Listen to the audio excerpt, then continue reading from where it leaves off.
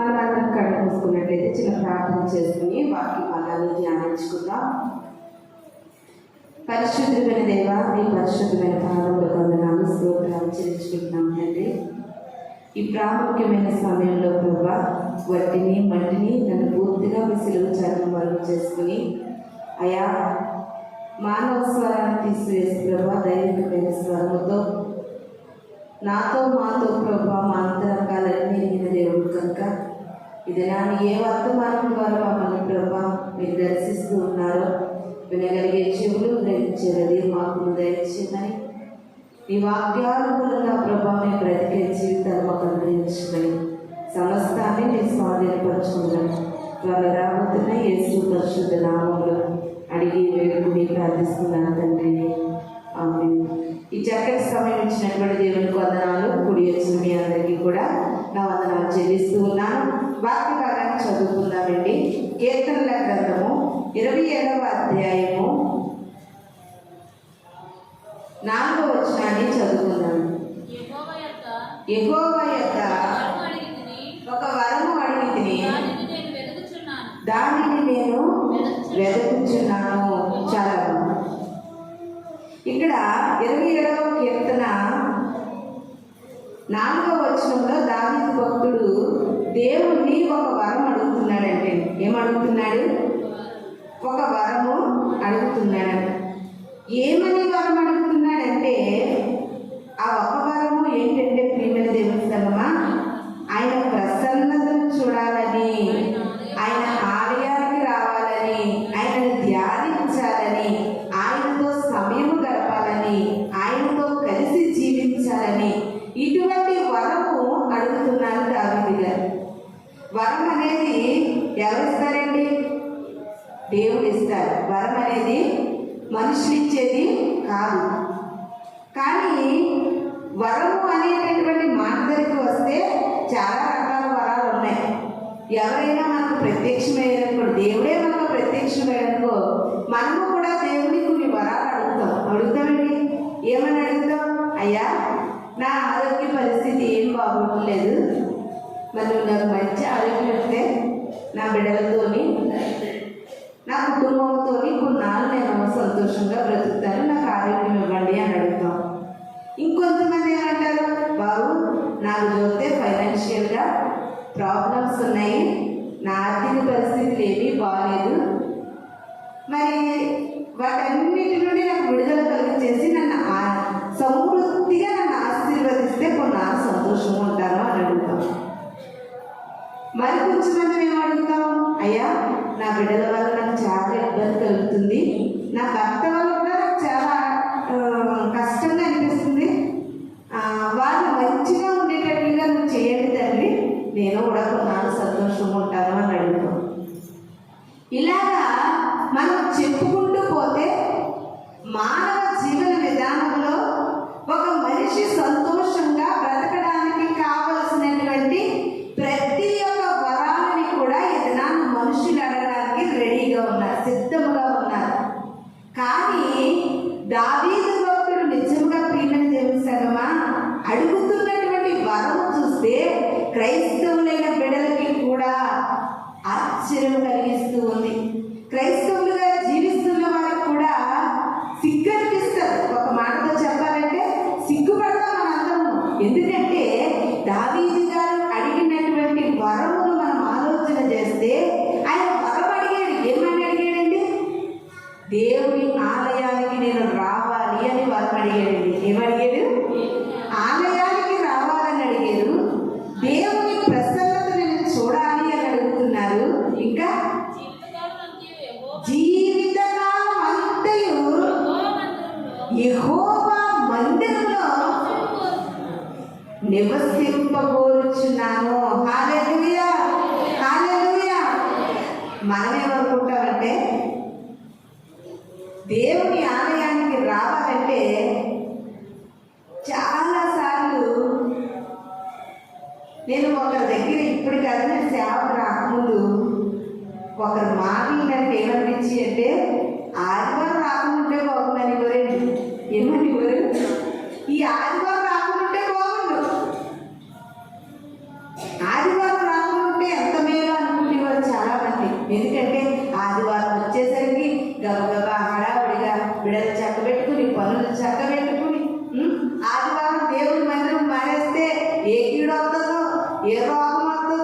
ఏ నష్టం వస్తుందో, ఏ కష్టం వస్తుందనే భయం. మానేసి బదులు ఆదివారమే రాకుండా పోతే మంచిది అనుకునేవారు కూడా ఉన్నారు. దేవుని సంగమా, ఆదివారమే రాకుండా ఉంటే మంచిది అనుకునేవారు ఉన్నారు ఈ రోజుల్లో. చదువుకునే పిల్లలు ప్రతిరోజు సోమవారం నుండి శనివారం వరకు వాళ్ళకి నీరసంగా ఉన్నా, బద్ధకంగా ఉన్నా, చదువుకునే పిల్లలే కాదు, కష్టపడుకునే వాళ్ళు కూడా వాళ్ళ ఒంట్లో బాగున్నా బాగోకపోయినా వాళ్ళ పరిస్థితులు ఎలా ఉన్నా రొటీన్గా ఉదయాన్నే లేచి మొబైల్ పనులు వారు చక్కబెట్టి వెళ్ళిపోతారు. సోమవారం నుండి శనివారం వరకు ఇబ్బంది కలగలేనటువంటి మనసుకి, ఇబ్బంది కలగలేనటువంటి పరిస్థితులకి ఏమనిపించదు. ఆదివారం వచ్చేసరికి అనిపిస్తుంది ఆదివారం కూడా లేవాలా, ఆదివారం కూడా మా పనులు త్వరగా చక్కబెట్టుకోవాలా అంటే ఆదివారం కూడా అంటే నువ్వు సోమవారం నుండి శనివారం వరకు అన్ని రోజులు మీకు మంచిగా అనిపించే ఆదివారం కూడా అన్నావంటే ఈ యొక్క ఆదివారం వరకు నువ్వు ఎంత బాధపడుతున్నావు? నిజంగా చెప్పండి, అలా బాధపడేవాళ్ళు లేరా? ఉన్నా. ఎందుకంటే మన మధ్యలోనే చాలా మంది ఉంటారు, నాకు తెలుసుకున్నంత మట్టుకి మన మధ్యలోనే ఉన్నారు చాలా మంది. మేము కాకినాడ నుండి వచ్చేటప్పుడు నా ఇంట్లో కూడా ఉన్నారు. మేము కాకినాడ నుండి వచ్చేటప్పుడు పాపం ఉదయాన్నే వాళ్ళు రోజు లేచి స్కూల్కి వెళ్ళడం, కాలేజీకి వెళ్ళడం చేసేవారు. ఆదివారం కూడా నేను పడుకొని వచ్చేదాన్ని కదా. ఇంకా స్కూల్కి కాలేజీకి వెళ్ళే ఎప్పుడే కొంచెం లేట్గా లేచేవారు. కానీ మరి మేము అక్కడ నుండి ఇక్కడ రావాలంటే కొంచెం ఎర్లీగా లేవాలి, పనులన్నీ చక్కబెట్టుకోవాలి. ఇంకా నేను ఉదయం లేచేదంటే అరుస్తూనే ఉండేదండి, వాళ్ళే ఇంకా మా ఇద్దరు పిల్లలు కూడా ఆదివారం కూడా ఒక రెస్ట్ ఇవ్వట్లేదు అనేవారు. కానీ మీకు చెప్పనండి, సోమవారం నుండి శనివారం వరకు పుడుతులో పడ్డ ఎరకలా నువ్వు ఎంత కొట్టుకున్నా దానివల్ల నీకు ఎంత ఒరిగేది లేదు. కానీ ఆదివారం దేవుని మందిరంలో సంతోషంతో, ఆనందంతో, ఉజ్జీవంతో నువ్వు గడిపేటటువంటి సమయం ఎలాంటిదో తెలుసా? నీ సన్నిధిలో ఒక్క దినము గడుపుట 1000 దినముల కంటే శ్రేష్టము. ఒక్క దినము గడుపుట 1000 దినముల కంటే శ్రేష్టమైన సన్నిధిలో. నువ్వు ఒక స్కూల్లోని, ఒక కాలేజ్లోని, ఒక ఆఫీసులోని, ఒక ఉద్యోగంలోని, ఒక కూలి పనిలోని, ఏదో ఒక పనిలోని నువ్వు సోమవారం నుండి శనివారం వరకు గడిపేటటువంటి సమయం ఉంది చూడు, అది రెట్టింపు కాదంట. కానీ ఆదివారం మాత్రము దేవుని సన్నిధిలో నువ్వు ఒక్క దినము గడిపితే 1000 దినముల కంటే శ్రేష్టము. ఒక్క గంట గడిపితే 1000 గంటల కంటే శ్రేష్టము. ఒక 2 గంటలు గడిపితే 2 గంటల కంటే శ్రేష్టము. ఈ శ్రేష్టమని ఎంతమందికి అర్థమవుతుందండి దినాన్ని? క్రైస్తవులైన వారికి ఇలాంటి ఆత్మీయమైన ఆలోచనలు కరువైపోయి. కానీ దావీదు భక్తుడు ఎంత స్పష్టంగా తెలియజేస్తున్నాడు, అయ్యా నేను బ్రతికి ఉన్న దినములలో నేను ఏమీ అడగదలుచుకోలేదు. నాకు అతివి ఇదివి అలాగా ఇలాగా నాకు అసలు ఏమి వద్దు. నేను ఒకే ఒక వరం, చూడండి కొన్ని వరాలని ఏమన్నా రాశాడు అక్కడ, ఒకసారి చదవాలి. యెహోవా యొద్ద నేను ఒకే ఒక వరం అడిగాను. ఎంత గొప్ప మాట ప్రియమైన దేవుని సంగమా. ఇది నా క్రైస్తవ సంఘాల్లో, క్రైస్తవ బిడ్డల్లో, క్రైస్తవులుగా పేరు పొంది క్రైస్తవులుగా ఒక బోర్డు పెట్టుకుని జీవిస్తున్న వారిలో కూడా ఎవరికైనా సరే ఒకే ఒక వరమును అడిగే ఛాన్స్ వస్తే ఇలా నువ్వు అడగగలిగే ధైర్యం నీకుందా? నేను ఇలా అడగగలుగుతాననేటటువంటి ఆలోచన కానీ నీకు ఒక ఆసక్తి కానీ నీకుందా?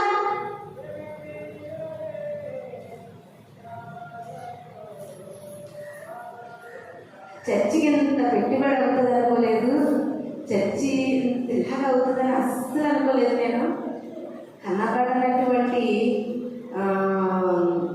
ఖర్చు అయింది చర్చికి అనేసి ఈయన మాట్లాడుతూ ఉంటే నేను ఒకటే అన్నాను, ఇంటికి ఎన్ని లక్షలు పెట్టావో, నువ్వు ఎంత మంచి బిల్డింగ్ కట్టుకున్నావు, ఎంత ఏంటంటే గ్రాండ్గా కట్టుకున్నాము, ఎంత రిచ్గా కట్టుకున్నాము, అది ఎక్కడ మనం అనుభవించడానికే మన కోసం ఏమో. కానీ చర్చికి ఎంత ఖర్చు పెట్టామో ప్రతీది పరలోక రాజ్యంలో మనకి లిఖించబడి ఉంటుంది.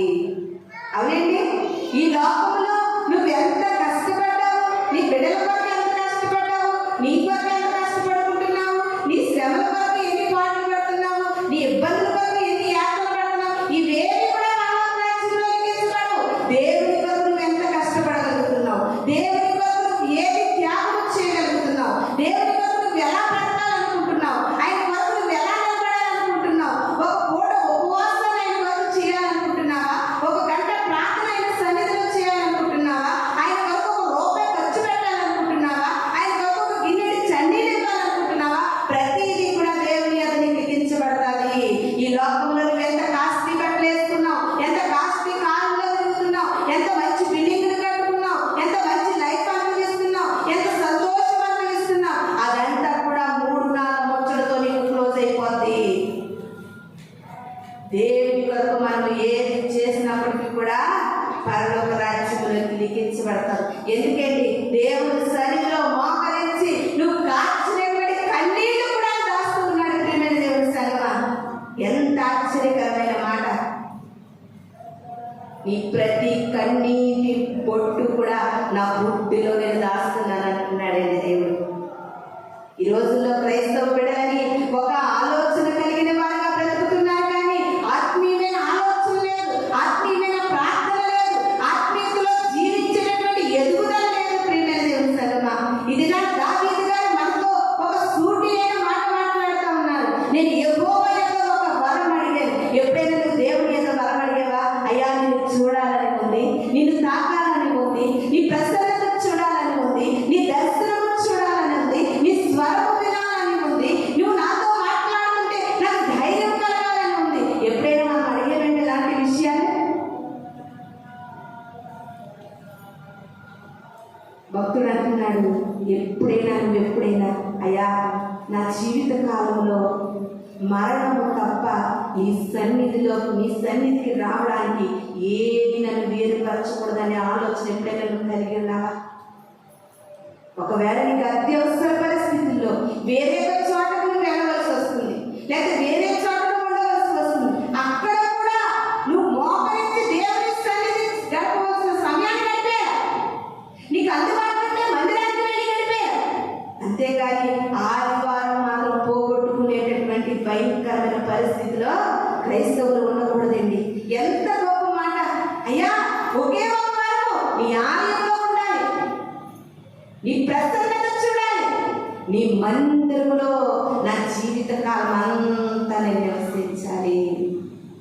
నీకుందా ఆ ఆశ? నీకుందా లాంటి ఆలోచన? సమయం దొరికితే చాలు వంకలు పెట్టి సాకులు పెట్టి ఏ దేవుని మందిరం మానేసేవాళ్ళు కొంతమంది. ఒక పాస్టర్ గారు అంటున్నారండి, ఒక సంఘంలో ఒక స్త్రీ అంట దేవుని మందిరానికి తరచుగా వస్తూ ఉంటారంటే కొన్ని వారాల నుండి రావట్లేదంట. రాకపోతే ఏమ్మా ఎందుకు రావట్లేదని పాస్టర్ గారు వాళ్ళ ఇంటికి వెళ్ళి అడిగితే, ప్రతిరోజు 12 గంటలకు కంచంలో అన్నం కానీ ఆదివారం మాత్రం 2 గంటలకు కడుతున్నాను, వెళ్ళొద్దని మా ఆయన పెద్ద గొడవ పెట్టేస్తున్నాడండి అన్నదంట. అప్పుడు పాస్టర్ గారు అన్నారంట, ఆయన పెద్ద గొడవ పెట్టేస్తున్నాడు సరే, ఒకవేళ నీవే నీ అమ్మగారింటికి తీసుకెళ్ళన్నారనుకోండి, అప్పుడు నువ్వు పెద్ద గొడవ పెట్టి వెళ్ళిపోతున్నావు కదా, ఆ గొడవ ఏదో మందిరం విషయంలో కూడా నువ్వు పెట్టొచ్చు కదా అన్నారంటే. అంటే ఏదైనా సరే ప్రియమైన దేవుని సంగమా, దావీదు గారికి ఆత్మలో ఒక ఆలోచన, ఆత్మలో ఒక ఆసక్తి, నేను దేవుని మందిరంలోనే ఉండాలి, ఆయన ఆలయంలోనే ఉండాలి, ఆయన ప్రసన్నతను చూడాలి, ఆయన మీద నా జీవితం అంతా నేను నివసించాలి అనేటటువంటి తృష్ణ ఉంది ప్రియమైన దేవుని సంగమా. ఆ తృష్ణే ఈ వరముగా దేవుని అడగగలుగుతున్నారు. నీలో కూడా అటువంటి తృష్ణ బయలుదేరాలి. మరలా దావీదు గారు ఏమంటారు తెలుసా? దేవుని మందిరానికి వెళదామని జనులు నాతో అయినప్పుడు నేను సంతోషించి ఆనందించి గంతులు వేసానంటున్నారండి దావీదు. ఎక్కడికి వెళ్ళాలంటే దేవుని మందిరానికి వెళ్ళాలి. నువ్వు దేవుని మందిరానికి వెళ్ళాలంటే నీ అమ్మ తోస్తా ఉండాలి, నీ భార్య తోస్తా ఉండాలి, నీ భర్త ఎల్లేళ్ళు కంగారుగా పెడతా ఉండాలి. నువ్వు దేవుని మందిరానికి రావాలంటే లేకపోతే నీ పక్కింటి రెడీ అయిపోయి త్వరగా వెళ్తారు, ఒక్కరు తోస్తేనే నువ్వు రాగలుగుతున్నావు దేవుని మందిరానికి. దావీదు గారి వల్ల నీ అంతటా నీవు సంతోషంతో, ఉత్సాహంతో, కృష్ణతో దేవుని మందిరానికి రాగలుగుతున్నావా? ఒక్కసారి ఆలోచించండి ప్రియమైన దేవుని. ఇది నాన్న మనకి ఎలా ఉందంటే, మందిరం అనగా, ప్రార్థన అనగా, దేవుని సన్నిధి అనగా, దేవుని ప్రసన్నత అనగా, దేవుని ఆత్మ అనగా, దేవుని వరములు అనగా, దేవుని స్వస్థతలు అనగా, ఇవన్నీ కూడా మనకి ఏమనిపిస్తున్నాయంటే మన దైనందిన జీవితం కంటే ఇది ఎక్కువ కాదు అనిపిస్తుంది. అంతేనండి. సోమవారం నుండి శనివారం వరకు కష్టం కాదు, ఆదివారం మాత్రం కష్టంగా అనిపిస్తుంది. నువ్వు ఎంత అజ్ఞానం దశలో బతుకుతున్నావో ఒకసారి నువ్వు ఆలోచన చేసుకోవాలండి, ఆలోచన చేసుకోవాలి. ఒక టీచర్ గారిని, అమ్మా పలానా రోజులు ఫంక్షన్ ఉంది నువ్వు రావాలి అన్నారంట. ఆవిడ ఒక క్రిస్టియనే. రావాలి అంటే ఆవిడ అన్నదంట, ఎందుకు ఈ మధ్యకాలంలో అయితే ఆదివారం అయితే నేను వద్దును కదా అన్నదంట. అప్పుడు ఫంక్షన్ పిలిచిన ఆవిడ పిలిచినట్టు చెప్పిందంట, అమ్మా ఉద్యోగం పోతే నష్టం ఉండదు, కానీ ఆదివారం దేవుని మందిరం పోతే నీ జీవితమే నష్టపోతుంది అన్నదంటే. దెబ్బకి టీచర్ గారికి గుణపాఠం వచ్చిందంట. ఇది నన్ను ఎలా ఉన్నదండి మన క్రైస్తవ్యం. మనం ఏ పనులు చేసుకున్నా సోమవారం శనివారం వరకు చేసుకోవు, ఎందుకంటే నీ దైనందిన జీవితంలో పడిపోతుందని. కానీ ఆదివారం పోయినా పర్వాలేదు అనుకుంటున్నావు. ఆదివారం పోగొట్టుకోవడం వల్ల నీ కుటుంబంలో ఎన్ని గలిబిలి గందరగోళాలు, ఎన్ని పరిస్థితులు ఎదురవుతున్నాయో తెలుసా? జ్ఞానవంతులుగా దావీదు గారు అంటున్నారు, నాకు ఏది కాదు, నాకు ఈ సన్నిధి మాత్రం నేను ఇష్టపడదంటే. ఎంత గొప్ప మాట ప్రియమైన తెలుసా? ఇక్కడ కూర్చుని వాక్యం ఆలకిస్తున్న వారిలో కానీ, యూట్యూబ్లో మరి వాక్యం వింటున్న బిడ్డలో కానీ, ఆదివారం ఒక్కరోజు పోతే నీకు బెంగ అనిపించట్లేదు? ఒక్కరోజు ఆదివారమే కదా సులువుగా వదిలేస్తున్నావు. ఇది నా దేవుడు నీతోనే మాట్లాడుతూ ఉన్నాడు. సోమవారం శనివారం వరకు ఏ రోజు నీ జీవితంలో పోయినా పర్లేదు, కానీ ఆదివారం పోతే నీ ఎంత దౌర్భాగ్యంలో ఉండరు ప్రియమైన దేవుని సంగమా. ఇది నా దావీదు భక్తుడు ప్రతి క్రైస్తవుడికి కూడా మేలు కలుపును కలిగిస్తూ ఉన్నాడండి. ప్రతి ఒక్కరికి కలువింపును కలిగిస్తూ ఉన్నది ఈరోజు వాక్యము. ప్రతి క్రైస్తవుడు కూడా ఆదివారం పోతే ప్రాణం పోయినంత పని అనుకుంటేనే కానీ నువ్వు దేవునిలో స్థిరపరచబడవు, ఆశీర్వదించబడవు, బలపరచబడవని ఇది నా ప్రభు మనతో మాట్లాడుతూ ఉన్నారు. ఇంకొక మాట మనం చూద్దాము. 119వ కీర్తన 94వ అధ్యాయం వచనాన్ని చదువుకుందామండి. 119వ కీర్తన 94వ వచనాన్ని చదువుకుందాం. నీ ఉపదేశములను నేను వెతుకుచున్నాను, నేను నీ వాడనే, నన్ను రక్షించుము. చాలా ఇక్కడ భక్తుడు అంటున్నాడండి. అక్కడ దావీదు గారు ఏం వెతుకుతున్నారు? ఒక వరం అడిగారు, ఆయన ప్రసన్నతను వెతుకుతున్నారు. ఎక్కడ ఏం వెతుకుతున్నాడంటే ఈ భక్తుడు దేవుని ఉపదేశమును వెతుకుతూ ఉన్నాడంటే. ఆయన ఉపదేశమును వెతికి అంటున్నారంటే, అయ్యా నేను నీ వాడనే. ఎవరంటే నేను నీ వాడనే, నన్ను రక్షించు. మనకి ఎప్పుడైనా సరే పెద్ద పెద్ద ఆఫీసుల్లో పనులు కానీ, హాస్పిటల్లో పనులు కానీ, ఇంకా ఏదైనా సరే ప్రభుత్వం ద్వారా పనులు కానీ మనకు ఉన్నాయనుకోండి, కొన్నిసార్లు మన రికమెండేషన్ ద్వారా వెళ్తూ ఉంటాం. వెళ్ళి అంటారండి, అందులో పని చేస్తుంది చూడండి వాళ్ళ తాలూకే, అంటే నీ పని బేగా అవ్వాలని. అవునండి, అందులో ఉద్యోగం చేస్తున్నారు చూడండి, ఆవిడ పంపించిందే నేను. కానీ భక్తులు ఏమంటున్నాడు తెలుసండి, అయ్యా నేను నీ ఉపదేశాన్ని వెతుకుతున్నాను బాబు, నేను నీ ఉపదేశం వెతుకుతున్నాను. ఎందుకో తెలుసా? నేను నీ వాడను. ఎలా ఉందమ్మా మాట? నీ వాడను అని కూడా అనట్లేదు, నేను నీ వాడనే, నన్ను రక్షించు అంటున్నాడు. ప్రియమైన దేవుని సంగమా, నువ్వు ఫస్ట్ దేవుని ప్రసన్నత, దేవుని ఆలయాన్ని, దేవుని సన్నిధిని, దేవుని మందిరాన్ని వెతకాలి. ఈ దినము మనం చెప్పుకుంటున్నటువంటి వాక్యం యొక్క ముఖ్యాంశం ఏంటంటే, క్రైస్తవులుగా జీవిస్తున్నటువంటి మీరు ఏమి వెతుకుతున్నారు, అసలు మనకు ఏమి వెతకాలి అనేది ఈ దినాన్ని ప్రభు మనకి అనేకమైన విషయాలను తెలియజేస్తూ ఉన్నారు. మరి దావీదు గారు అయితే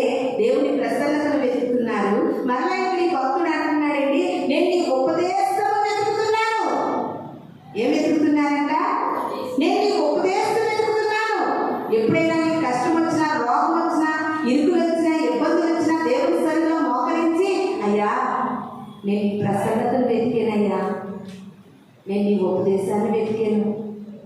నేను నీ వాడనే కదా అయ్యా, నేను నీ బిడ్డనే కదా అని చెప్పగలిగే ధైర్యం మాకు ఉందండి.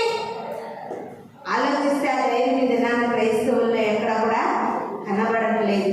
ముందు నువ్వు ఆయన ప్రసన్నతను వెతుకు, ఆయన ఉపదేశాన్ని వెతుకు. అయ్యా, నేను ఈ లోకంలో ఎందుకు జీవిస్తున్నానంటే ప్రభువా, నా జీవితకాలం అంతయు నీ సన్నిధిలో నివసించడానికి నేను జీవిస్తూ ఉన్నాను. నా బ్రతుకు కాలం అంతయు నీ ఉపదేశంలో ఆలకించి నా బ్రతుకును పరలోకానికి సిద్ధపరచుకోవడానికి నేను బ్రతుకున్నాను. నువ్వెందుకు బ్రతుకుతున్నావు? నా బిడ్డల కొరకండి. నువ్వెందుకు బ్రతుకుతున్నావు? నా భర్త కొరకండి. నువ్వెందుకు బ్రతుకుతున్నావు? నా తోబుట్టువుల కొరకండి. నువ్వెందుకు బ్రతుకుతున్నావు? లోకం కొరకండి. ఇలాంటి మాటలు పలికే క్రైస్తవులు ఎక్కువ అయిపోయారండి. కాదు కాదు ప్రియమైన దేవుని సంగమా, దేవుని ఉపదేశం కొరకు మనం బ్రతకాలి.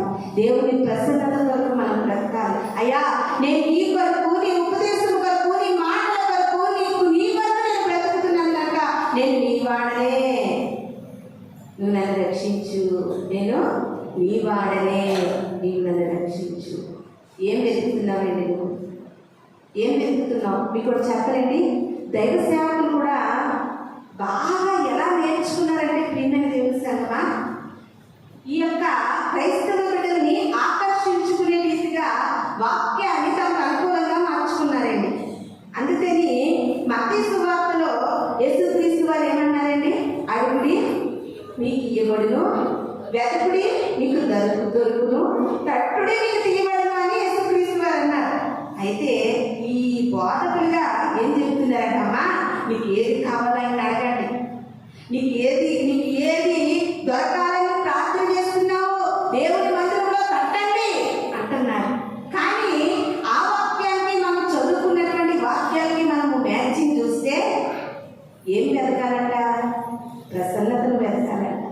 ఏం వెతకాలి? ఉపదేశాన్ని వెతకాలి. నువ్వేమంటున్నా? లోకానుసారమైన వాటిని వెతకాలి. ఇల్లు లేదా? వెతుకు, అడుగు. వివాహం అవుతులేదా? అడుగు, వెతుకు. ఉద్యోగం రావట్లేదా? వెతకండి. అపోస్తలుడైన పౌలు గారు అంటున్నారండి, శరీర సంబంధమైన వాటి కొరకు ఆలోచిస్తారు, భూలోక సంబంధులు భూలోకమైన వాటి కొరకు ఆలోచిస్తారు, పరలోక సంబంధులు పరలోకములో దేవుని రాజ్యము కొరకు, ఆయన నీతి కొరకు, ఆయన మహిమ కొరకు, ఆయన ప్రసన్నత కొరకు ఆలోచిస్తారని అపోస్తలుడైన పౌలు గారు మాట్లాడుతూ ఉంటే, ఇది నా నువ్వేం వెతుకుతున్నావు? ఈ జీవితంలో ఏమి వెతుక్కుంటున్నావు? ప్రియమైన దేవుని సంగమా, ఇంకా మన జీవితంలో అయ్యా నీకు నచ్చినటువంటి ప్రార్థన నా జీవితంలో లేదు, దాన్ని వెతకాలి. ఎప్పటి నుండో క్రైస్తవురాలనే నీ స్వరం వినలేనటువంటి చెవులు నేను దాని కొరకు ఎదురు చూస్తున్నానయ్యా, దాని కొరకు వెతుకుతున్నాను, నీ దర్శనం కొరకు వెతుకుతున్నాను, నీ మాట కొరకు వెతుకుతున్నాను, నీ ఆలోచన కొరకు వెతుకుతున్నాను. ఇలాంటి క్రైస్తవులు ఎంతమంది ఉన్నారు ప్రియమైన దేవుని సంగమా? ఒకసారి ఆ మాటను చూద్దాం. చూడండి, మత్తయి సువార్త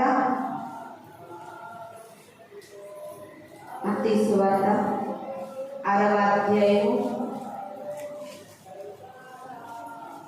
మత్తయి సువార్త 6వ అధ్యాయము 7వ వచనంలో ఉంటుంది. అడుగుడి మీకు ఇయ్యబడును, వెదకుడి మీకు దొరుకును, తట్టుడి తీయబడును, అడుగు ప్రతి వాడును పొందుకును అని 7వ అధ్యాయము 7వ వచనంలో ఉంది. అయితే యేసుక్రీస్తు వారు ఏమంటున్నారో చూడండి. స్వయంగా దేవుడే మాట్లాడుతూ ఉన్నారండి ఇక్కడ.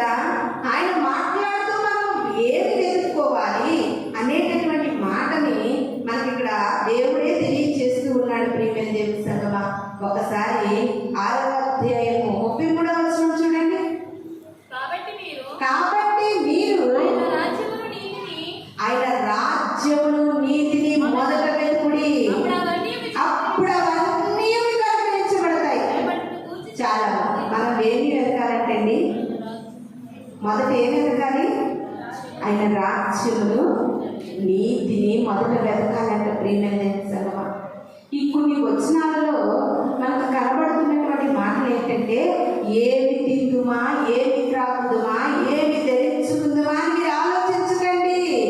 మొదట మీరు ఏం వెతకాలంటే నా రాజ్యాన్ని, నీతిని వెతకండి.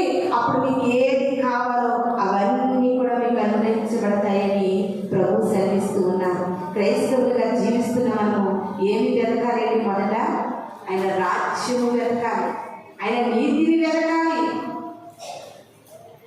ఆయన రాజ్యము నీతిని మనం వెతికామనుకోండి, మన అక్కర్లు, మన అవసరాలు, మనకు ఉన్నటువంటి ప్రతి పరిస్థితుల్లో కూడా వాటిని దేవుడు మనకి అనుగ్రహిస్తాడు.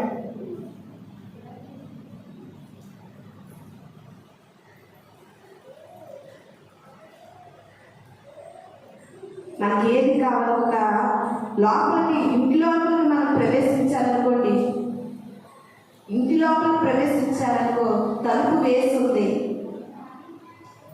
తలుపుని వెతికి దాన్ని తీసి తోస్తే పోతుందండి? తలుపుని కాదు వెతకవలసింది, ముందు తాళపు చెవిని వెతకాలి. ఆ తాళపు చెవి చిన్నదైనను దాని ద్వారా తలుపుని తీస్తావు, తలుపులు తీసిన ద్వారా లోపలికి వెళ్తావు, లోపలికి వెళ్ళి మన పనులు మనం చక్కబెట్టుకుంటాం. ఇది నాన్న క్రైస్తవులు ఏం చేస్తున్నారంటే దేవుని వెతకడం మానేసి అనేకమైన వాటిని వెతుకుతూ ఉన్నారు, లోకానుసారమైన వాటిని వెతుకుతూ ఉన్నారు, లోకానుసారమైనటువంటి లోక భోగాలను వెతుకుతూ ఉన్నారు. ప్రియమైన దేవుని సంగమా, వెతకడం వల్ల వారికి ఒరిగేది నష్టముగా మిగిలిపోతూ ఉంది. ఇది నాన్న నువ్వేమి వెతకాలంటే మొదట ఆయన రాజ్యము నీతిని వెతకాలి. దావీదు గారు అన్నదమ్ములందరూ ఏమి వెతుక్కున్నారండి? లోకంలో ఉన్న వాటిని వెతుక్కున్నారు, పరాక్రమశాలులుగా అనిపించుకోవడానికి వెతుక్కున్నారు, గొప్ప బలవంతులుగా బ్రతకడానికి వెతుక్కున్నారు, రాజు మమ్మల్ని చేర్చుకుంటే రాజు దగ్గర సైనికులుగా ఉండాలని వారి యొక్క పనులను వారు వెతుక్కున్నారు. కానీ దావీదు గారు ఏమి వెతుక్కున్నారో తెలుసా? దేవుణ్ణి వెతుక్కున్నాడండి. ఆ గొర్రెలను కాసుకుంటూ ఉండి ఎవరు దావీదుకి ఏమీ నేర్పించలేదు. ఆయన అంతటా ఆయనే ఒక కథ తీసుకున్నాడు, కొన్ని దారాలు తీసుకున్నాడు, ఆయన వాయిద్యాలు చేసుకున్నాడు, ఆయన అంతటా ఆయన పాటలు పాడుకుంటున్నాడు, ఆయన అంతటా ఆయన దేవుని స్తుతిస్తూ ఉన్నారు. అయ్యా నీకేనా బుద్ధి లేదా? నీకు మతి లేదా? మీ అన్నదమ్ములు భవిష్యత్తులో ఎదుర్కొంటున్నారు, నువ్వేటయ్యా పిచ్చోడుగా పాటలు పాడుకుంటున్నావు, నువ్వేటయ్యా దేవుని వెతుక్కుంటున్నావు అని అందరూ అనుకోవచ్చు. ప్రియమైన దేవుని సంగమా, భవిష్యత్తుని ఎదుర్కొన్నవారు బోల్తబడ్డారండి. దేవుణ్ణి వెతుక్కున్నవాడు మహారాజే సింహాసనాన్ని అధిష్ఠించాడు. ప్రియమైన దేవుని సంగమా, దీన్ని బట్టి మనకందరికీ అర్థమయ్యేది ఏంటో తెలుసా? ముందు దేవుని వెతుకు, ఆయన రాజ్యం వెతుకు, ప్రార్థన వెతుకు, ఉపదేశము వెతుకు, వాక్యాన్ని వెతుకు, ప్రసన్నతను వెతుకు, ఆలయాన్ని వెతుకు, మందిరాన్ని వెతుకు. ప్రతి క్షణం కూడా దేవుడిని వెతుకులాడే మనస్సును నువ్వు కలిగి ఉన్నప్పుడు దేవుడు ఉన్నతమైన స్థితిలో నేను నిలబెడతాడండి. దేవుడికి మొదటి స్థానం ఇవ్వాలి మనమందరము కూడా. నిదర్శనం దావీదు గారి, నిదర్శనం యోసేపు గారి, నిదర్శనం ఎస్తేరు గారు, నిదర్శనం రూతు గారు, నిదర్శనం ఏంటంటే రాహాబు అనే వేశ్య. వేశ్య పనిలో అనేకగా వెతికింది. మంచి డబ్బున్న వాళ్ళు ఎవరు వస్తారా అని వెతుక్కుంటుంది రోజు. ఇది నా దగ్గరకు వచ్చి నాకు ఎక్కువ అమౌంట్ ఇచ్చేవారు ఎవరు వస్తారా అని వెతుకుతుంది. ఎందుకంటే ఆమె ఇల్లు ఎక్కడుందండి? ఎరుకో పట్టణం మీద కట్టబడి ఉంది. ఆ పట్టణం లోపలికి ధనవంతుడు వస్తున్నాడా, బలవంతుడు వస్తున్నాడా, నా దగ్గరికి ఎవరు వస్తారని వెతుక్కుంది. ఆమెకి లాస్ట్కి అర్థమైంది, లోకంలో మనుషులను కాదు నేను వెతకవలసింది, నేను చిరకాలము శాశ్వత జీవాన్ని కలిగి జీవించాలంటే, నా కుటుంబం రక్షింపబడాలంటే, ఈ యొక్క ఎరుకో పట్టణంలో అగ్నికి మా కుటుంబం ఆకుదాకుండా ఉండాలంటే నేను వ్యభిచారం కాదు వెతకవలసింది, నేను ఎవరు వస్తున్నారని పురుషులను కాదు మనుషులను కాదు నేను వెతకవలసింది, నేను దేవుని వెతకాలని రాహాబు అనే వేశ్య తెలుసుకుంది. ప్రియమైన దేవుని సంగమా, ఇంకా దేవుని వాక్యాలు వింటూ కూడా దేవుడు అంటే ఏంటో, ఆయన ఫలం ఏంటో, ఆయన శక్తి ఏంటో, ఆయన రోషము కలిగిన దేవుడు. అనేకమైన ప్రాంతాలు ఈ దినాన్ని వర్తమానం నేలగట్టం ఎదురైపోతున్నాయి.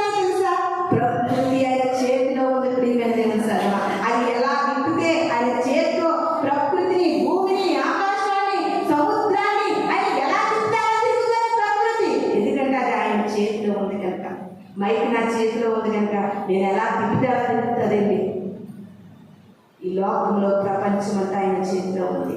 ప్రపంచంలో పురుగు వంటి నీవు నేను కూడా ఆయన చేతిలో ఉన్నాం. ఇంకా ఏమి వెతుకుతున్నావు? ఆయన ఒక్కరిని సంపాదించుకో చాలు, నీ జీవితము నిత్యము సంతోషముతో ఆనందంతో ముందుకు వెళ్తారండి. ఏం వెతుక్కుంటున్నాం ప్రియమైన దేవుని సంగమా? ఏం వెతకగలుగుతున్నాం మనం ఈ దినాన్ని? దేవుడు అంటున్నాడు, మొదట నా రాజ్యము నా నీతిని నేను వెతకాలి. ఇంకొక మాట చూడండి, మొదటి కొరింథీయులకు రాసినటువంటి పత్రిక 1వ అధ్యాయము 22వ వచనం చదువుకుందాం. మొదటి కొరింథీయులకు రాసిన పత్రిక 1వ అధ్యాయము 22వ వచనాన్ని చదువుకుందాం. యూదులు సూచక క్రియలు చేయమని అడుగుచున్నారు. గ్రీసు దేశస్థులు జ్ఞానం వెతుకుచున్నారు. అయితే చాలా బాగా గమనించడం ఈ మాట ఎంత మనుషుల్ని ఎంత ఆలోచన చేస్తుందో చూడండి. మేము సిలువ వేయబడిన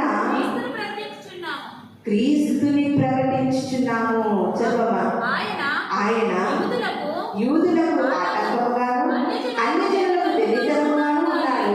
కానీ యూదులకేమి గ్రీసు దేశస్థులకేమి పిలువబడిన వారికి క్రీస్తు దేవుని శక్తియు జ్ఞానము కంటే జ్ఞానమునై ఉన్నాడు. దేవుని వెలితనము మనుష్య జ్ఞానము కంటే జ్ఞానము కలది. దేవుని బలహీనత మనుషుల బలము కంటే బలము కలది. ఇక్కడ రెండు తెగల వారిని అపోస్తలుడైన పౌలు గారు మనకు పరిచయం చేస్తున్నారు. రెండు తెగలు ఎవరంటే మొదట యూదులు. ఏం చేస్తున్నారండి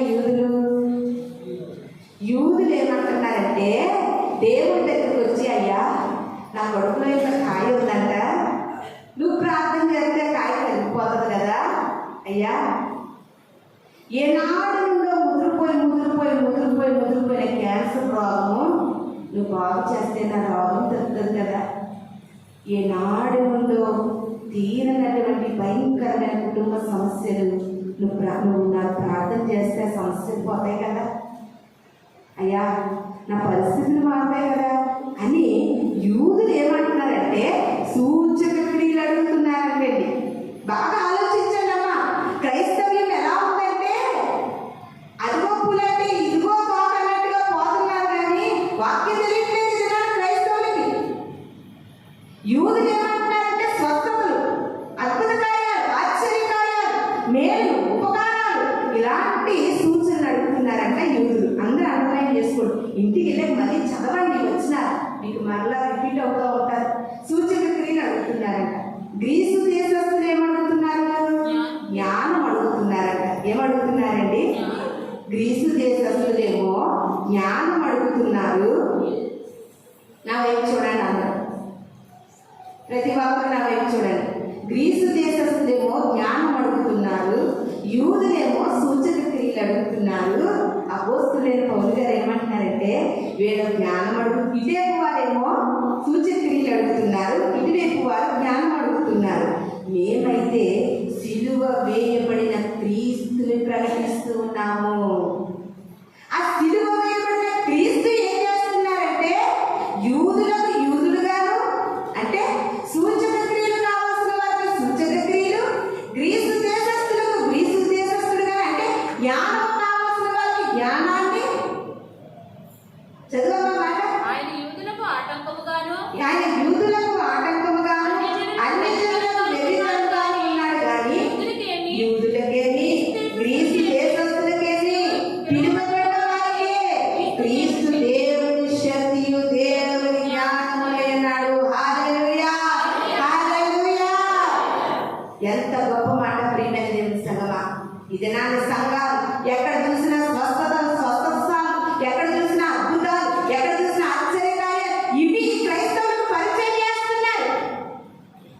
నిజంగా నువ్వు నిజంగా జ్ఞానమైన క్రైస్తవులు అయితే ఈ స్వస్థత వల్ల పరలోకం రాదు, ఈ అద్భుతం వల్ల పరలోకం రాదు. ఈ జీవితం ఇప్పుడు కాదు, రేపైనా తెచ్చిపోతాం. అందరూ చనిపోయిన దగ్గరికి వెళ్ళేమంటామండి, అమ్మా ఈరోజు వాళ్ళు లేకపోతున్నా మనం కూడా వెళ్తాం కదా, అక్కడికే కదా వెళ్తామని చెప్తారండి.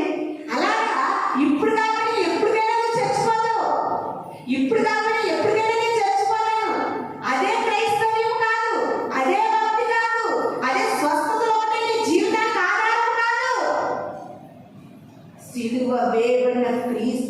ఆధారం చేసుకోవాలి. సిలువ వేయబడిన క్రీస్తు వరకు నీ ప్రతి పరిస్థితులు మార్చబడాలి, నీ ప్రతి క్రియలు మార్చబడాలి, నీ ఆలోచన విధానం మార్చబడాలి, నీ భక్తికి లోపం కలిగించే ప్రతి లోపాలను నేను విడిపించబడాలి. అప్పుడు అంటే దేవుడు ఎలా ఉన్నాడంటే శక్తియు జ్ఞానమునై ఉన్నాడు. ఆ శక్తి ఏం చేస్తుందో తెలుసా? క్రీస్తును వెతకగలిగితే నువ్వెక్కడికి వెళ్ళదు, నువ్వెక్కడ ప్రార్థన చేస్తున్నావో అక్కడ నీకు స్వస్థత శీఘ్రముగా లభిస్తుంది.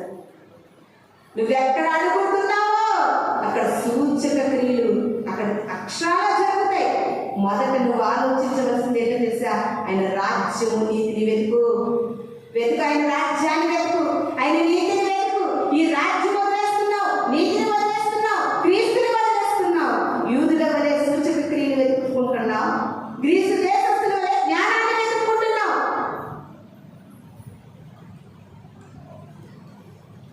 ఆయన ఒక్క నిమిషంలో జ్ఞానవంతులను అజ్ఞానులుగా మార్చేస్తాడండి. అవునండి, నెబుకద్నెజరు రాజు ఎంత జ్ఞానవంతుడు! బబులోను దేశాన్ని అట్టట్లాడించేశాడు. ఆయన పరిపాలనలో బబులోను దేశాన్ని ఒక ఊపేడు. అటువంటి నెబుకద్నెజరు జ్ఞానవంతుడై పరిపాలన చేస్తూ, ప్రజలను పరిపాలిస్తూ, రాజ్యాన్ని పరిపాలిస్తున్నటువంటి ఆ జ్ఞాన సంపన్నుడైనటువంటి నెబుకద్నెజరు గగమన చీకట్టెలు దింపి గనులనైనా మేపగడి. జ్ఞానవంతుడు పోయి మనుషులు అలా నడిచే చోట ఆ పిచ్చి పిచ్చి మొక్కలు, ఆ గడ్డి మొక్కలన్నీ తినేస్తున్నాడు. జ్ఞానం ఏమైపోయింది? జాగ్రత్త, నీ జ్ఞానం వల్ల ఏమి సంపాదించలేవు.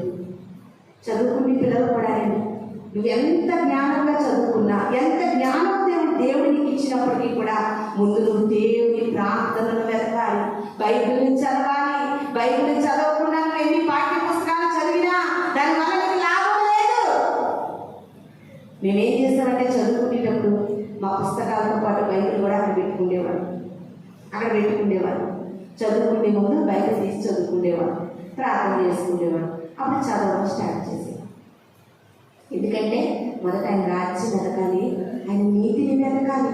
నువ్వు ఎక్కడ ఉన్నప్పటికీ, ఏ పని చేసినప్పటికీ కూడా ఈ పనిని వెతకు, ఆ పనిలో వస్తున్నటువంటి ద్రవ్యాన్ని వెతకు, దేవుని వెతుకు. ప్రియమైన దేవుని సంగమా, ఆ ద్రవ్యమే నీ అవసరతలని తీర్చేదిగా దేవుడు చేయగలుగుతాడండి. ఇంకొక మాట చూడండి, యెషయా గ్రంథము 51వ అధ్యాయము 1వ వచనాన్ని చదువుకుందామండి. యెషయా గ్రంథము 51వ అధ్యాయము 1వ వచనాన్ని. నీతిని అనుసరించుచు యెహోవాను వెతుకుచు ఉండువారులారా నా మాట వినుడి. మీరు ఏ పంట నుండి చెప్పబడిలో దాన్ని ఆలోచించుడి, ఏ కుండ నుండి త్రవ్వబడిలో దాన్ని ఆలోచించుడి. చాలా ఇక్కడ ఏమని చదివిస్తున్నారంటే యెషయా గ్రంథంలో నీతిని అనుసరించుచు యెహోవాను వెతకాలంటే మనం ఏం వెతకాలంటే అండి, నీతిగా బ్రతుకుతూ దేవుడిని వెతకాలంటే. ప్రియమైన దేవుని సంగమా, నువ్వేం వెతుకుతున్నావు ఈ లోకంలో? వెతికి దేవుడు రామ్మా అని ఒక్క పిలుపు పిలిచాడనుకోండి, వెతికి అన్ని అంటే వదిలేసి తెచ్చుకోండి. ఎంతమందిని చూడట్లేదండి? ఆ కన్నడ యాక్టర్ ఎవరో పునీత్ ఏదో పేరు ఉంది, అతను చాలా గొప్ప, చాలా మంచి వ్యక్తే. తను చాలా ఆస్తిని సంపాదించుకున్నాడు, ప్రజలకు, పేదవారికి చాలా సహాయం చేశాడు. ఆయన ఎక్కడ చెప్పాడు తెలుసండి? జిమ్ చేస్తా అక్కడ చచ్చిపోయాడు. కొంతమంది ఎక్కడ చచ్చిపోతారు తెలుసా? కాఫీ తాగుతూ చచ్చిపోతారు. కొంతమంది టిఫిన్ తింటూ చచ్చిపోతారు. ఈ రోజుల్లో మరణాలండి, భయంకరమైన మరణ. నిద్రలో పడుకుని చచ్చిపోతారు. పైకి లేస్తుంటే పొద్దునికి లేస్తలేదు. మనకు తెలిసిన ఆయనండి, బండి మీద వెళ్తా హార్ట్ అటాక్ వచ్చి బండి మీద పడిపోయి చచ్చిపోయాడు. ఎంత భయంకరమైన దుర్దినాలు మనం జీవిస్తున్నామో తెలుసా? అందుకనే నువ్వు మొదట ఆయన రాజ్యము నీతిని నువ్వు వెతికేవనుకో, ఆయన రాజ్యము నీతిని నువ్వు వెతికేవనుకో, ప్రియమైన సంగమా, నీకు చెప్పకుండా నీ ప్రాణం ఆయన తీసుకోలేడు. ఆయన భక్తుల మరణం ముందుగానే ఆయన తెలియజేస్తాడు. ప్రియమైన దేవుని సంగమా, అబ్రహాం గారు అంటున్నారండి, అయ్యా ఇస్సాకు, దేవుడు పిలుపుని అందుకోబోతున్నాను, శారా అని మీ తల్లిని ఎక్కడ పాతి పెట్టారో నన్ను అక్కడ పాతి పెట్టండి అయ్యా. ఎంత బాగా చెప్పి చచ్చిపోయారు అందరూ. దావీదు గారు అంటున్నారు, సొలొమోను, లోకులందరూ పోయే మార్గంలో పోతున్నాను, నేను చచ్చిపోతాను, నన్ను జాగ్రత్త జాగ్రత్త అంటే నువ్వు దేవుల్లో బ్రతికితేనే నీకు జాగ్రత్త ఉంది సొలొమోను. నన్ను మన పితరులను ఎక్కడ పాతి పెట్టారు అక్కడ పాతి పెట్టే సొలొమోను. ఈ రోజుల్లో ఎవరైనా అలా చెప్పి చచ్చిపోయేటటువంటి ప్రజలు ఎక్కడైనా ఉన్నారండి? ఇస్సాకు గారు కూడా అలాగే చెప్పి చచ్చిపోయారు యాకోబుతో. ప్రతి ఒక్కరు కూడా భక్తులు ఏం చేశారంటే వాళ్ళని ఎక్కడ పాతి పెట్టాలో చెప్పి చచ్చిపోయారండి. ఇప్పుడు మనుష్యులకు హఠాత్తుగా మరణాలండి.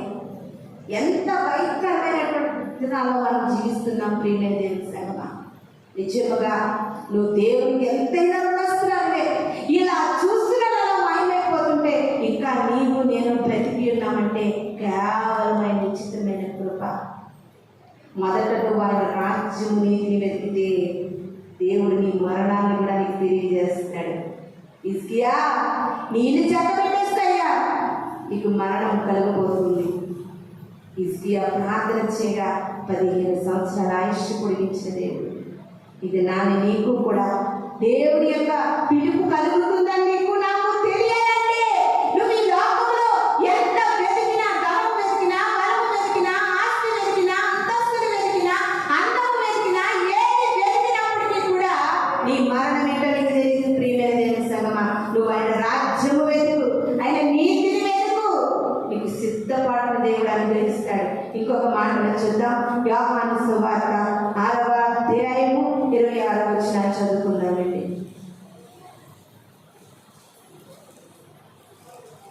యోహాను సువార్త 6వ అధ్యాయము 26వ చదవమ్మా. యేసు మీరు సూచనను చూచుట వలన కాదు, దాని రొట్టెలు భుజించి తృప్తి పొందుట వల్లనే నన్ను వెతుకుచున్నారని మీతో నిశ్చయముగా చెప్పుచున్నాను. యేసుక్రీస్తు వారి దగ్గరికి ప్రజలు తండోపతండాలుగా బిడలు వస్తూ ఉంటే దేవుడు మాట్లాడుతున్నాడండి. మీరు సూచనలు చూడటం వల్ల కాదు కానీ రొట్టెలు భుజించడం వల్ల ఎందుకు వస్తున్నారు? ఎందుకు వస్తున్నారంటండి? రొట్టెలు నేను ఎవరిని ఉద్దేశించి కాదు కానండి, నేను కూడా వేరే చర్చిలకు వెళ్ళేదాన్ని. నేను గమనించింది ఏంటంటే మామూలుగా చర్చికి వెళ్ళేటప్పుడు వచ్చే జనాలు తక్కువ. భోజనాలను ప్రకటించారనుకోండి, మన చర్చిలో కాదు సుమా, మా చర్చిలో ఎప్పుడు ఒక సంఖ్య ఉంటారు నాకు తెలుసు. నేను వెళ్ళిన చర్చిల నిమిత్తమే చెప్తున్నాను. భోజనాలను ప్రకటించారనుకో సంఖ్య పెరిగిపోతారు, జనాలు పెరిగిపోతారు. చర్చికి రావడం తక్కువ, భోజనాలు చెప్తే ఇంకా ఎక్కువ జనం వస్తారు. యేసుక్రీస్తు వారు కూడా అదే చెప్తున్నారు. మీరు నా దగ్గరికి ఎందుకు వస్తున్నారు? నన్ను వెతకడానికి రావట్లేదు, మీరు రొట్టెలు తినడానికి వస్తున్నారు. ఎందుకు రొట్టెలు తినడానికి వస్తున్నారంటే 3 రోజులు దేవుడు కొండ మీద ప్రసంగం చేస్తున్నప్పుడు ఈ ప్రజలంతా 3 రోజుల నుండి తినడానికి తాగడానికి లేకున్నారు. ఆయన శిష్యులను పిలిచి దేవుడు అంటున్నాడండి, మీరు తినడానికి ఏదైనా పెట్టండి అంటే 5 రొట్టెలు 2 చిన్న చేపలు ఒక బాలుడి దగ్గర ఉంటే అవి ప్రజలందరూ, పురుషుల సంఖ్య 5,000 మంది, ఇంకా స్త్రీల సంఖ్య మనం ఆలోచన చేస్తే ఏ మందిరాల్లో చూసినా ఎక్కడ చూసినా స్త్రీల సంఖ్య ఎక్కువ ఉంటుంది, పురుషుల సంఖ్య తక్కువ ఉంటుంది. తక్కువ ఉంటే పురుషుల సంఖ్య 5,000 మంది అనుకోండి, స్త్రీలను ఇంకా రెట్టింపు వేస్తే ఒక 20,000 మంది ఉంటారు కదా. ఇంక పిల్ల తీసి ఉంటే ఇంకా ఆయన ఉంటారు. ఎంతమంది తినగా ఇంకా 12 గంటలు మిగిలేయి. ఇక దేవుడి దగ్గరికి వస్తే కట్మాని రొట్టెలు ఎడతాడని నా దగ్గరికి వచ్చేస్తారు మీరు అన్నాడండి. చూసారా దేవుడు, మీరు నన్ను వెతకడానికి కాదు కానీ చూడండి ఎంత చక్కటి మాట. మీరు సూచనలు చూడటం వల్ల కాదు కానీ రొట్టెలు పూజించి తృప్తి పొందడం వల్లే. అంటే ఎందుకు ఎదుగుతున్నారు మీరు? రొట్టెలు తిందామని, తృప్తిగా దినాన్ని నీవెలా ఉన్నావు? దేవుని ఎందుకు వెతుకుతున్నావు? స్వార్థం వెతుకుతున్నావా? నీ అవసరాల కొరకు వెతుకుతున్నావా? నీ ఇబ్బందుల కొరకు వెతుకుతున్నావా? నీ పరిస్థితుల కొరకు వెతుకుతున్నావా? దేవుని మందిరానికి వెతుకొస్తున్నావు? నాకు పలానాలు జరగాలని వస్తున్నావా? వద్దు వద్దు ప్రియమైన దేవుని సంగమా, దేవునిగా వెతకాలండి. ఆయన రాజ్యాన్ని నీతిని మనము వెతికే వారిగా ఉండాలి. భుక్తి కొరకు దేవుడి దగ్గరకు వచ్చే వారిగా ఉండకూడదు. ఏం చేయాలండి? భుక్తి కొరకు దేవుడు చాలా పాట ఒకటి ఉంటుందండి, చాలా ఇష్టం నాకు ఆ పాట. ఇప్పుడు పుస్తకాల పాట కనబడతలేదు. భుక్తి కొరకు దేవుని దగ్గరికి వచ్చేవాళ్ళు ఉన్నారు, భుక్తి కొరకు దేవుని సేవ చేసేవాళ్ళు ఉన్నారు, భుక్తి కొరకు భక్తి చేసేవాళ్ళు ఉన్నారు. ఈ 3 రకాల మనుషుల్ని దేవుడే మాత్రం కూడా లెక్క చేసి జాగ్రత్తస్తున్నా. దేవుని వెతకడానికి సేవకరా. నువ్వు వెతికిన దేవుని అనేకులు వెతికేటట్లుగా, అనేకులు చూసేటట్లుగా సేవని. దేవుని మందిరానికి, దేవుని వెతకడానికి రా. నువ్వు వెతికినట్లుగా అనేకులు నిన్ను చూసి దేవుని కనుగొనేటట్లుగా నువ్వు బ్రతకాలి. అంతేగాని భక్తి కొరకు మనం ఈ 3 పనులు కూడా చేయకూడదని ప్రభు సెలవిస్తూ ఉన్నారండి. ఇంకొక మాటను చూద్దాం. లోకా సువార్త 24వ అధ్యాయము 5వ వచనాన్ని చదువుకుందామండి. లోకా సువార్త 24వ అధ్యాయము 5వ వచనం. వారు భయపడి ముఖములను నేల మోపి ఉండగా, మీరు సజీవుడైన వాడిని మీరెందుకు మృతులలో వెతుకుచున్నారు? హల్లెలూయా, హల్లెలూయా. ఇది దేనికి సంబంధించిందంటే, యేసుక్రీస్తు వారు సిలువలో చనిపోయారు. అవునండి, ఆయన శుక్రవారం సిలువలో మరణించారు. ఎప్పుడు మరణించారు? శుక్రవారం సిలువలో మరణించారు. ఆయన బ్రతికి ఉన్న దినాల్లో ఏమన్నారండి? మనుష్య కుమారుడు మృత్యుంజయుడే లేస్తాడు, తిరిగి లేస్తాను, నేను చనిపోయినా మళ్ళీ తిరిగి లేస్తాను అని చెప్పినా కూడా కొంతమంది ప్రజలు వినకుండా ఆదివారం తెల్లవారుజామున లేచి సమాధి దగ్గరికి వెళ్ళి దేవుని యొక్క శరీరం, ఆ బాడీ కనపడగా వెతుకుతున్నారంట. వెతుకుతుంటే దేవుడు అంటున్నాడండి, సజీవుడైన దేవుని నువ్వు ఇంకా మృతులలో ఎందుకు వెతుకుతున్నావు? హల్లెలూయా, హల్లెలూయా. ఆలే కాదు, ఇది నన్ను క్రైస్తవులు కూడా అలా వెతుకుతున్నారు. ఒక శుభకార్యాన్ని తలపెట్టి వారిద్దరిని జతపరచడానికి దేవుడిని బిడ్డలకు వివాహాన్ని సమకూర్చితే, వివాహాన్ని జరిగించడానికి నిర్ణయిస్తే, ఈ సజీవుడైన దేవుడు వివాహాన్ని ఏర్పాటు చేస్తే నువ్వు మంచిగా చెప్పాలి. పొద్దులు గారు రాట ఎప్పుడు వేయాలండి? పసుపు ఎప్పుడు కొట్టాలండి? ప్రధానం ఎప్పుడు చేయాలండి? పెళ్ళి ఎప్పుడు చేయాలండి? ఫస్ట్ నైట్ ఎప్పుడు చేయాలండి? మృతులలో వెతుకుతున్నావు. ఈ క్రియలే దేవుడిని మృతులలో వెతుకుతున్నావు. మా అమ్మాయి మెచ్యూరైంది, ఏ టైం కూర్చోబెట్టాలండి? ఒక్క మాట అండి, అమ్మాయి ఉదయం మెచ్యూరైంది, ఏ టైం కూర్చోబెట్టాలి? ఆ రోజున టైంలో ఏ గంట బాగోలేదు, 2 రోజుల వరకు టైం బాగోలేదు, అలా నిలబెట్టించావా? నువ్వు అక్కడ ఎత్తుకుంటూ వెళ్తే ఏదో టైం అతను చెప్పారు కదా చెప్తాడు. అంత అజ్ఞానమేంటి క్రైస్తవ్యం? జ్ఞానపోతున్న క్రైస్తవ్యం. దేవుడు అంటున్నాడు, సజీవుడైన వాడిని మృతులలో ఎందుకు వెతుకుతున్నావు? ఎన్ని మందులు వేసుకున్నానండి, ఎన్ని టెస్ట్ చేసుకున్నా తగ్గులేదండి. ఆ బెల్లం కూడా ఇలా తోడలేదు. ఎక్కడికి వెళ్ళండి? కిర్లంపూడి వెళ్ళా తోడదెత్తనే తగ్గలేదంట. మృతులలో వెతుకుతున్నావు నువ్వు దేవుణ్ణి. సజీవుడైన దేవుని సజీవులలో వెతుకు. కంపల్సరిగా నీ పరిస్థితులు మారుతాయి, నీ స్థితిగతులు మారుతాయి, నీ రోగం తగ్గుతుంది, నీ వ్యాధులు పోతాయి. ప్రియమైన దేవుని సంగమా, సజీవుని దగ్గరే మనం వెతకాలి. సజీవుని మృతులలో వెతుకుతావా? నేను ఇక్కడ సజీవంగా ఉన్నాను, మా పాస్టర్ గారు సమాధి వెతుక్కుంటా వెళ్తామండి. నువ్వు సమాధి దగ్గరికి వెళ్తావా? అందరూ అంటారు పిచ్చోళ్ళ ఉందండి, ఆవిడ అంతా బతికింది, వాకింగ్ చెప్తుంది చర్చిలోని, సమాధికి ఎదుగుతానని వెళ్తారు ఏంటైనా. లేకపోతే నేను చచ్చిపోయాను, నేను సమాధిలో ఉన్నాను. చర్చిలోకి వచ్చి మా పాస్టర్ గారు వాకింగ్ చెప్తున్నారు అని వల్ల వరకు అక్కడ అందరూ మీరు ఏమంటారు, ఇదేంటి చచ్చిపోయిన ఆవిడ సమాధిలో ఉన్నారు కానీ బతుకున్న పోతే ఎదుగుతుందేంటి, పిచ్చిదిలా ఉంది అంటారు. ఇది నా నిజం చెప్పలేండి, క్రైస్తవులంత పిచ్చోళ్ళు లేరండి, క్రైస్తవులంత పిచ్చి మనుషులు లేరు. సజీవుడైన దేవుని ఇంకా మృతులలోనే వెతుకుతూ ఉన్నావు. మృతులలో మనం వెతకూడదు, సజీవులలోనే వెతకాలండి. అందుకనే ప్రకటన గ్రంథంలో వాక్యం సెలవిస్తూ ఉంది, ఆయన సజీవులకే దేవుడు, నేను మృతుడనైతిని కానీ యుగములు సజీవుడనై ఉన్నాను, నేను సజీవుడనే. దేవుడు మరి బల్ల ముద్దినట్టుగా చెప్తూ ఉన్నాడు. ప్రియమైన దేవుని సంగమా, నీవు ఏ పరిస్థితి ఎదురైనా లాస్ట్కి మరణమే ఎదురైనప్పటికీ కూడా నువ్వు దేవుని సజీవులలో వెతకాలి, నువ్వు మృతులలో వెతకొద్దు. మృతులలో మనం ఎవ్వరూ కూడా దేవుణ్ణి వెతకకూడదు. మనం ఎక్కడ వెతకాలి దేవుణ్ణి? సజీవులలో వెతకాలి దేవుణ్ణి. అదేవిధంగా లాస్ట్ ఇంకొక మాట చూసుకుని ముగించుకుందాం. మత్తయి సువార్త 13వ అధ్యాయము 45వ వచనాన్ని చదువుకుందామండి.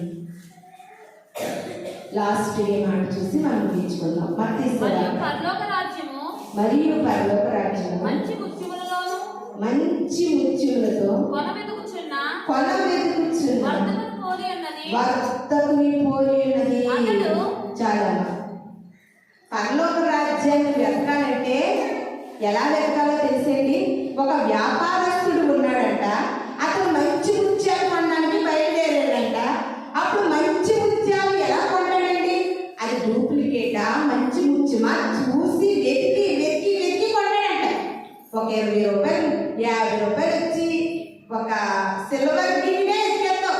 పాపం వాడు ఏదో బండి మీద పట్టుకుని వస్తాడు. ఆ సిల్వర్ గిన్నె చిన్న నొట్టున్నా చిన్న అంచు బాగోపోయినా నీ కావాల్సిన గిన్నె కోసం ఆ సామాన్లన్నీ ఇప్పించేస్తావు. తీరా చూస్తే నీ బ్యాగ్ ఎంత 100 రూపాయలు. అలా చేస్తామమ్మా మనం. 100 రూపాయలు బ్యాగ్ కోసం సామాన్లన్నీ ఇప్పించేస్తాం. కొనొద్దేటండి. అలాంటి గిన్నె కొనడానికి అంతలా వెతుకులాడేస్తున్నావే. నీ జీవితము నిత్యము యుగయుగాలను సజీవముగా బ్రతకడానికి, నిత్యానందముతో, నిత్య సంతోషముతో, శాశ్వతమైన జీవముతో యుగయుగములు సజీవులుగా ప్రభు రాజ్యంలో మనం చేరాలంటే మన క్రైస్తవ జీవితంలో మనం ఏమి వెతకాలి? ప్రియమైన దేవుని సంగమా, ఆయన రాజ్యమును వెతకాలి, ఆయన నీతిని వెతకాలి, ఆయన ప్రసన్నతను వెతకాలి, ఆయన ఆలయమును వెతకాలి. ఇది నన్ను క్రైస్తవులు ఏమి వెతుకుతున్నారండి? ఏమి వెతుకుతున్నారు? సజీవుడైన దేవుణ్ణి మృతులలో వెతుకుతున్నారంట. ఎంత భయంకరమైనటువంటి పరిస్థితుల్లో మన క్రైస్తవ్యం ఉందో ఒక్కసారి ఆలోచించండి. ఇప్పటి వరకు నీ జీవితము నా జీవితము కూడా దేవుణ్ణి ఎలా వెతకాలో, దేవుణ్ణి ఎక్కడ వెతకాలో, ఏ రూపముగా వెతకాలో తెలియకుండానే ఇప్పటి వరకు నీ జీవితము గడిచిపోయిందేమో. ఎప్పటికైనా ప్రభు మాట్లాడుతూ ఉన్నారు, ఎక్కడి నుండి నువ్వు నన్ను ఎలా వెతకాలో. ఇది నా ప్రభు మాట్లాడిన ప్రతి మాటను బట్టి మనం దేవుణ్ణి వెతకాలండి, దేవుణ్ణి వెతకాలి. నీకు బోల్డ్ సమస్యలు ఉన్నాయి, కాదని నేను అనట్లేదు. సమస్యలలో కాదు, ఆ సమస్యలనే మృదులలో కాదు, మనము సజీవుడిగానే వెతకాలండి. నువ్వేదైనా చేయగలిగిన దేవుడవయ్యా, నీకు అసాధ్యమైనది ఏమీ లేదు. మీరు రొట్టె ముక్కల కోసం, భోజనాల కోసం, భుక్తి కోసం కాదు దేవుని వెతకడము. ఏమి తిందుమో, ఏమి త్రాగుదుమో, ఏమి ధరించుకుందాం అన్నట్లుగా దేవుని వెతకూడదు. మొదట ఆయన రాజ్యమును, నీతిని మనము వెతకాలి. ఆయన ఉపదేశము వెతకాలి, ఆయన ప్రార్థన వెతకాలి. ఇప్పటికీ కూడా ఉన్నారు. పొలం పనులు వచ్చినాయి అంటమ్మా, కూలి పని ఎత్తుకుంటావా? నీ దగ్గరికి వచ్చి చెప్తారా? కూలి పనికి ఏం చేస్తా? ఎత్తుకుంటా. అమ్మందంటే పాపం ఆ ప్యాంట్లో కుంపలు దొరకకపోతే కొత్త గడ్డ వచ్చి ఎత్తుకుంటారు. అవునా? లేకపోతే ఈ అమ్మగారు అనుకో ఇక్కడ దొరకకపోతే అవతల ప్యాంట్లో వెళ్ళి ఎత్తుకుంటారు. కూలిపోయి ఏదో ఎత్తుకుంటాం.